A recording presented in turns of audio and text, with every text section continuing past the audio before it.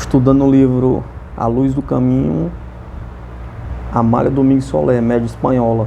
Entrar agora na leitura do capítulo 7. O Sol e a Verdade. Dizia Santo Ambrósio que as grandes obras não necessitam de quem as aplauda, porque elas mesmas testificam a sua grandeza. Nada mais certo, a verdade, a razão e a justiça valem tanto por si sós que são inúteis todos os entusiásticos elogios que se pode fazer delas. O sol foi cantado e exaltado pelos poetas de todos os tempos. Lord Byron, com seu estilo especial, o chamava o primeiro-ministro do Onipotente. Flammarion exclama em seu entusiasmo sublime que o sol é o eterno sorriso difundido pelo mundo. E outras vezes o chama o coração do universo. Os homens primitivos lhes renderam culto, proclamando a divindade da terra. E em nossos dias se conta de um ateu que, viúvo com seu filho, foi viver numa quinta, proibindo a seus servidores que falassem com seu filho sobre religião. Fosse qual fosse, ele queria ver se por si mesmo o sentimento de admiração e de adoração era inato no homem. Se esta debilidade de nosso cérebro nascia conosco ou adquiríamos pelos perniciosos caminhos da educação. O inocente menino cresceu sem aprender nada, correndo pelos imensos bosques de sua propriedade, brincando com as borboletas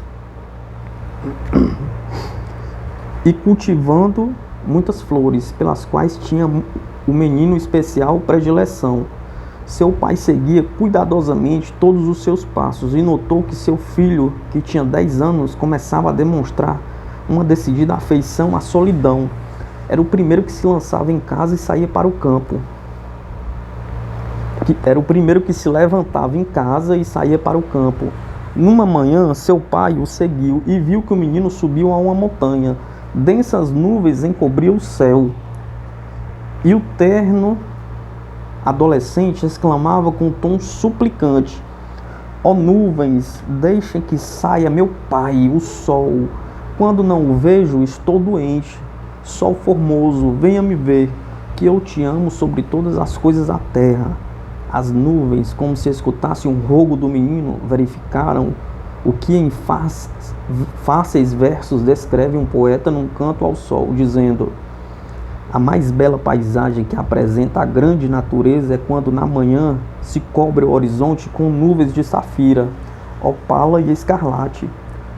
Óleo imenso figuram as apinhadas nuvens, sua órbita avermelhar, um fogo interno, suas pálpebras, as brumas entreabrem e assoma a pupila do eterno. Assim aconteceu.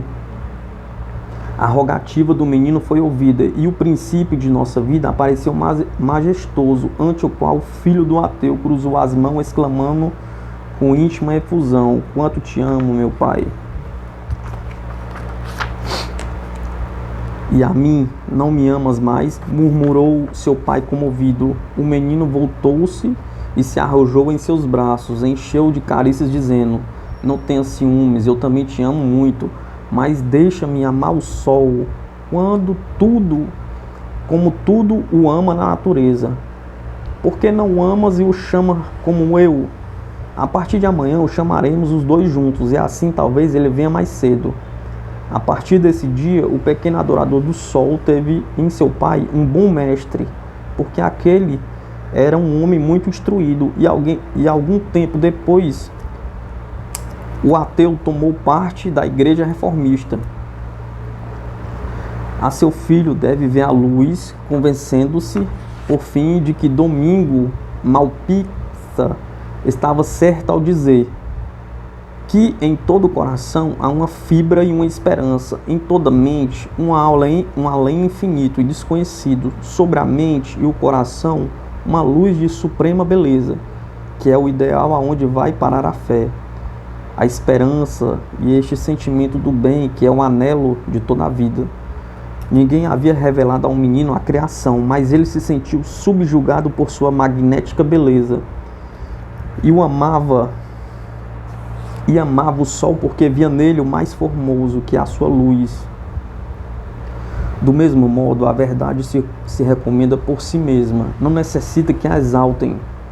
A desgraça que aflige a humanidade é que, como disse Balmes, conhecemos mais os livros que as coisas, e o ser sábio consiste em saber coisas e não livros. Não encontramos a verdade no Espiritismo antes de haver lido suas obras fundamentais. Bastou-nos ler um bom artigo num jornal espiritista e em seguida dissemos: eis aqui o Deus, o que sonha a razão, eis aqui o porvir da humanidade, aqui está a luz. Lemos depois suas obras fundamentais, porque se deve conhecer a teoria, que é a poesia lírica da prática, e seguir estudando o homem. Porque, segundo afirma um espírito, o homem é na Terra uma continuidade de efeitos, e destes efeitos se deriva a causa. Não ignoramos que as grandes causas sirvam de manto a toda sorte de miseráveis consequências. Mas isso não nos assusta, porque as plantas parasitas não conseguem derrubar os abetos, os cedros, os carvalhos e tantos gigantes que engrandecem o reino vegetal. Do mesmo modo, os falsos cristãos não logram diminuir a adorável figura do Cristo, apesar de haverem cometido em seu nome toda a classe de crimes em guerras religiosas, em impostos onerosos, em confinamentos brutais, em suicídios lentos, em tudo quanto podem exprimir-se os enganos humanos, e sem embargo, o Redentor da humanidade, o primeiro espiritista da história, que nos falou de muitas moradas na casa de nosso Pai, que respeitava os governos constituídos, dizendo: dai a Deus o que é de Deus e a César o que é de César. Aquele que nos disse: amai-vos uns aos outros, aquele ser admirável, aquele espírito forte que veio dizer ao homem, como nos disse um espírito: anda, humanidade, anda, que para ti não se cansarão séculos, anda, que o progresso já te apresenta o itinerário, anda, que a luz foi feita para ti, anda, que tens de realizar os sonhos das civilizações futuras, anda, que tu és a delegada de Deus para implantar nos mundos a fraternidade universal, aquele sublime orador que escolheu por tribuna o cume da montanha e a frágil barquinha, é o ponto de partida, é a estrela polar que serve de norte a todos os naufragos deste mundo. Reforma-se uma religião, busca-se o Evangelho de Cristo, refunda-se uma filosofia, comenta-se as parábolas de Jesus, e todos os avanços humanos ressoam o nome do Marte do Gólgota. Não puderam destruí-lo as demais religiões, porque ele foi a síntese da verdadeira religião. Do mesmo modo, o Espiritismo foi, é e será a demonstração do infinito, a verdade eterna, o manancial de justiça e a realidade de todas as esperanças. É ele a continuação do Evangelho, nem mais nem menos. Por causa disso, não necessita que exaltem suas glórias, porque ele sozinho se glorifica regenerando os espíritos que querem beber de suas águas puras. Seguindo o conselho de Balmes, queremos saber coisas e não apenas ler, isto é, não desdenhamos a leitura. Deus nos livre disso. Não concebemos a vida sem estudo, mas damos particular atenção a essas pequenas ações da vida íntima que passam despercebidas e nas quais se retrata a vida do homem.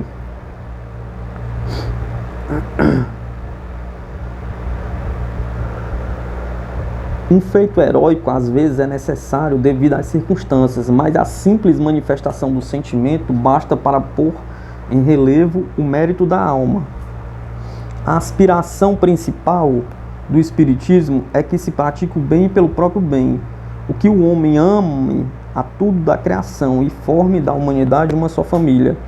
Em face disso, o espírita verdadeiro se distingue por seus caritativos sentimentos, A caridade há de ser seu primeiro distintivo. E nós, à semelhança de Diógenes, que ia como uma lanterna procurando um homem, vamos com nossa observação procurando os espiritistas que merecem tal nome. A árdua tarefa temos aprendido, pois sabemos, como sabia Guy Patin, que se o homem quisesse dirigir bem seus passos, poderia fazer uma longa viagem, com os que perde inutilmente. Mas apesar de tudo, como querer é poder, algo alcançamos do que queremos, que é ter vislumbres da verdade. Uma manhã estávamos escrevendo e pranto desconsolado de uma menina chegou até nós. Indiscutivelmente nos levantamos para ver quem chorava, com tão amargo desconsolos, e vimos uma pobre menina que vivia no apartamento de baixo e estava sentada no meu jardim, lançando lastimosos ais. Um espiritista que estava perto de nós se impressionou vivamente, perguntou à pequena por que chorava.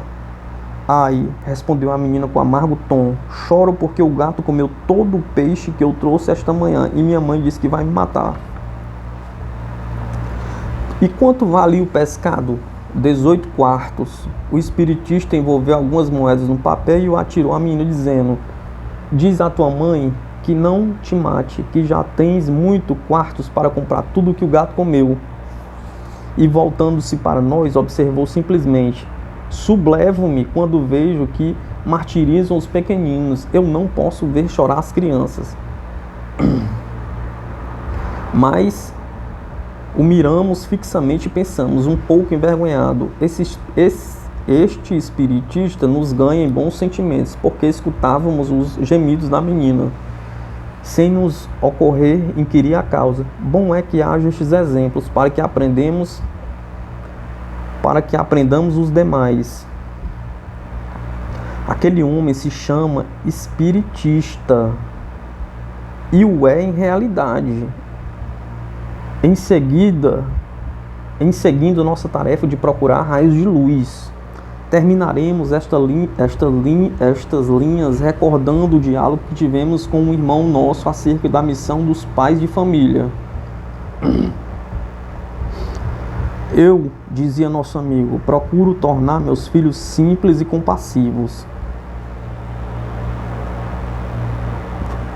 Desde pequenos, e ensiná-los a amar sem egoísmo. Recordo que um dia uma de minhas filhas veio com um passarinho que lhe havia dado a sua avó. E eu, ao ver o pobre filho do ar prisioneiro, disse a minha menina: olha, tu gostarias de que eu te encerrasse num quarto e que ali te desse de comer, sem nunca te deixar sair? Ah, não, replicou minha filha com vivacidade, pois olha, do mesmo modo que tu, este passarinho não quer estar preso, porque sente falta do bosque, onde espera sua companheira para fazer o ninho. Ai, mas se ele vai, eu fico sem ele, constatou minha filha. E que importa que fique sem ele, se ele vai para ser feliz? Pergunta. Vamos, deixa que eu abra a gaiola e ele ficará muito agradecido a ti. Minha filha então abriu a gaiola, chorando silenciosamente, e seu querido prisioneiro se foi. Outra vez vieram minhas filhas alvoroçadas dizendo: demos um grande passeio e vimos como matavam um carneiro. Como? Perguntou. Vocês tiveram coragem de presenciar a agonia desse pobre animal tão inofensivo? Já que as condições deste planeta nos obrigam a matar para viver, não unamos a crueldade a esta necessidade imperiosa. Não dava pena de ver seus olhos tão tristes? Perguntou. Estas e outras lições conseguiram o que eu desejava, que era fazer de minhas filhas boas e compassivas. E ontem, justamente, me deram uma boa oportunidade. Elas estavam numa casa vizinha quando as vi correndo assustadas. Que aconteceu? Perguntei. Vão matar um carneiro e não queremos vê-lo morrer, respondeu uma delas. Naquele momento, amiga minha fiquei feliz, porque vi que os espíritos que Deus havia posto sob os meus cuidados eram inimigos do mal. Naquele instante me alegrei de ser pai e guia na terra daquelas almas doces e carinhosas.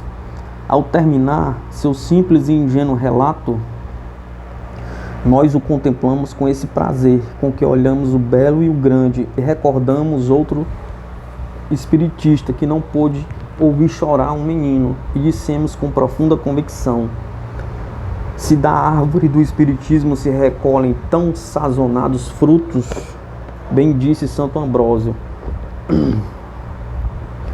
que as obras não necessitam de quem as aplauda, porque elas mesmas testificam sua grandeza. Ademais, o espiritismo dispõe de uma riqueza inesgotável. Segundo Leymarie, o tempo é a moeda do grande arquiteto, e o espiritismo é o dono absoluto desses títulos chamados existências que se correlacionam na eternidade. Segundo Tales, o mais sábio é o tempo. Por conseguinte, a filosofia baseada na necessidade das reencarnações do espírito nos parece a mais lógica e a mais razoável de todas a que até hoje disputam a primazia das nações civilizadas. Bem haja o século XIX, que deu passagem a todas as ideias e disse ao homem: anda, pergunta a tua razão, onde está a verdade. Capítulo 7. O Sol e a Verdade, Amália Domingues Solé explica o que é ser espírita, né? E ela coloca um texto de Santo Ambrósio, que é nos pequenos atos que você é o espírito, não aquele que só frequenta o templo, né? Você é espírita no cotidiano, no dia a dia.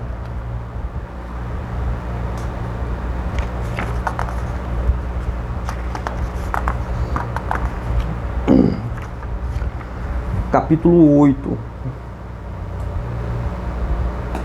Conhece-te a ti mesmo. Cada um é o redentor de si mesmo. E no humilde conceito creio que para chegar a ser o verdadeiro apóstolo do progresso é preciso antes de tudo redimir-se, tendo em conta que para lograr um fim tão elevado é necessário cumprir ao pé da letra o sábio conselho de Solon: conhece-te a ti mesmo.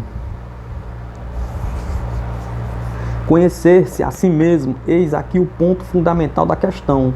Por enquanto, muitos acreditam que conhecer-se é confessar-se culpado. Não, é preciso ir mais além, muito mais.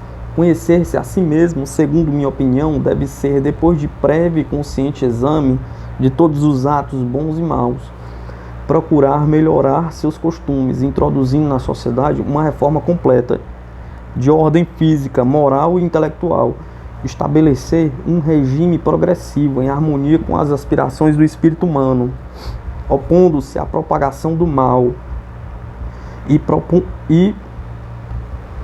propagando pela desinteressada prática do bem. Isto com certeza encontrará detratores, porque em todos os tempos há fariseus dispostos a destruir toda a obra útil e beneficente. Mas vocês conseguirão realizá-las, porque Deus quer sempre o triunfo de sua obra.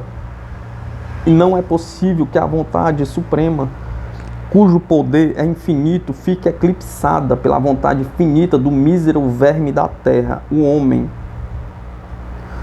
Tão importante é ao homem aprender a conhecer a si mesmo, como saber por que está na terra, de onde vem, para onde vai. Se para progredir intelectualmente foi preciso lutar com coragem dos heróis e a fé dos mártires, há de ser menos para progredir moralmente? Pergunta. Claro que não, porque o progresso moral e intelectual devem caminhar de acordo um com o outro, prestando-se mútuo apoio. Ao homem do mundo falta descobrir um simples, mas profundo segredo. Vocês sabem qual é? Ignoram-no? Duas perguntas. Pois vou dizer, é aprender a conhecer-se a si mesmo, porque uma vez que tem estudado sem prevenção seu próprio eu e os defeitos de que tão impregnado está, haverá dado um passo em seu caminho histórico através dos séculos. O Espiritismo abre um imenso horizonte ao homem para que, com a ajuda dos profundos ensinamentos que a torrente se derrama em todos os lugares, aprendam a estudar no grande livro da vida seu modo de ser e a razão dessa infinita variedade que se observa no gênero humano. Que grandioso é este aforismo e como é mal compreendido pelos homens. Todo nosso afã é conhecer os outros. Se pudéssemos segurar nossos caprichos, seríamos máquinas dirigidas por 1000 impulsos diferentes. Todos desejamos conduzir o bem, ser o mentor de nossos irmãos, sem ter em conta que mal pode ensinar aquele que não sabe. Enquanto não nos conhecemos a nós mesmos, não poderemos nos converter em mestres dos demais. O verdadeiro sábio é aquele que sabe conhecer-se a si mesmo. Se as criaturas, em vez de afanar-se em descobrir as debilidades de seus irmãos, colocassem todo o seu cuidado em conhecer as suas e livrar-se delas, que mudança extraordinária se operaria em nós? Ocorreria conosco o que ocorreu com aqueles que apresentaram o nosso divino Mestre Jesus, a mulher adúltera, que iam dispostos a matá-la e a pedradas, acreditando que sua ignorância que cumpriam com a justiça, julgando o seu irmão. Contudo, ao penetrarem em seus corações aquelas sublimes palavras: aquele de vocês que estivesse em pecado, que atire a primeira pedra. Palavras mágicas, pois por elas cada um se viu tal qual era. Fugiram envergonhados de si mesmos, sem se dignarem a olhar para aquela que pouco antes acusavam. Quanto bem nos faria esse estudo, daríamos um grande passo no progresso moral que desgraçadamente tão atrasado se apresenta. Demos um passo gigantesco no progresso intelectual, isto é evidente se voltarmos à vista do século XVI e XVII. Nos encontraríamos a tal altura que devemos nos encher de satisfação o desenvolvimento de nossas inteligências. Mas somos felizes por isso? Pergunta. Nosso espírito está satisfeito? Pergunta. Não. Todos sentimos um mal-estar geral, todos lamentamos de um sofrimento estranho em todas as esferas da escala social. Todos assinalamos este mal, os de cima aos de baixo, os de baixo aos de cima, e uma luta de morte se segue essas acusações, crendo os de baixo que derrubando os de cima cessaram seu sofrimento. E os de cima que pisando nos de baixo serão felizes. Que grande erro! Os homens necessitam uns dos outros. Não há uma criatura, por inútil que nos pareça, que não esteja cumprindo sua obrigação no laboratório da criação. Assim como nossos corpos se compõem de diferentes moléculas que juntas formam nosso organismo, o corpo social se compõe de átomos que todos juntos compõem o grande todo da sociedade. Mas para que este corpo tenha vida, é necessário que todos esses elementos que está composto cumpram sua obrigação. Do contrário, o desnível não tarda e o corpo desfalece. Eis aqui a sociedade atual, sábia sim, mas anêmica e vacilante, não tem vigor para avançar e desfalece. E como não? Pergunta. Se lhes falta o sangue que dá vigor à moral. Sim, a moral, o principal elemento do corpo social. Enquanto esta não imperar nos homens, não poderão encontrar a felicidade que buscam com tanto afã. Os que estão acima devem pensar sempre que os de baixo são sua base. Devem considerá-los como uma parte de si mesmos, não perdendo de vista que sem pedestais não há estátua, e os de baixo que sem a ajuda dos de cima é impossível ascender. E por isso que devemos todos ajudar-nos mutuamente, conhecendo cada um a missão que deve cumprir junto a seu irmão, e procurar cumpri-la sem se fixar nós que indolentes e preguiçosos desertam e deixam de cumprir um dever tão sagrado, prejudicando não apenas a si mesmo, mas a todos os seus irmãos em comum. E que diremos os espiritistas dessa grande falange que está posta na cabeça da família humana? Para isso, não só quisera ter a eloquência desses grandes homens que imortalizaram seu nome, mas a persuasão de nosso mestre e modelo Jesus, para que não a minha palavra, que é tão pobre, mas o meu desejo, o meu amor, que por eles sente meu espírito. E estes quisera fazer ver a missão tão grande que tem que preencher, levando a luz aos cegos na fé. E estes que lhe direi com Jesus que, se um cego guia o outro cego, ambos cairão no buraco. Não, vocês não devem cair, porque tem à sua disposição a filosofia espiritista, ou seja, o livro dos espíritos. Consultem-no, interroguem-no sem cessar e, sobretudo, pratiquem os ensinamentos que ele lhes dá. Se assim fizerem, ele o conduzirá ao porto e ele dirá que jamais desprezem a seu irmão, pois por mais que o vejam cair, pelo contrário, que o busquem, que lhe deem a mão e com reflexão raciocinada e sentida não somente o farão reparar suas faltas, mas com seu apoio o livrarão de uma nova queda.